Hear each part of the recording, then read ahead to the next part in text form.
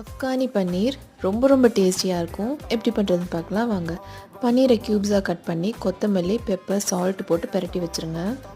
15 to 20 minutes இருக்கட்டும். பேனில் oil போட்டுருங்க. அதுக்கப்புறம் இந்த பன்னீர் க்யூப்ஸை போட்டு ஃப்ரை பண்ணி எடுத்து தனியாக வச்சுடுங்க. அதே ஆயிலில் நீளமாக நறுக்கின வெங்காயம், இஞ்சி துண்டு, பூண்டு, பச்சை மிளகா, கொத்தமல்லி போட்டு வதக்கி எடுத்து அரைச்சி தனியாக பேஸ்ட் எடுத்து வச்சுருங்க.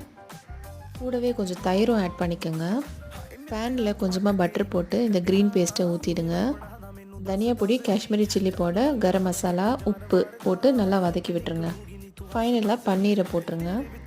கிரேவி பார்க்கறதுக்கே சூப்பராக இருக்குல்ல, டேஸ்ட்டும் அட்டகாசமாக இருக்கும். கிரேவி கொஞ்சம் வத்துனதும் ஃப்ரெஷ் க்ரீம் ஆட் பண்ணிக்கலாம்.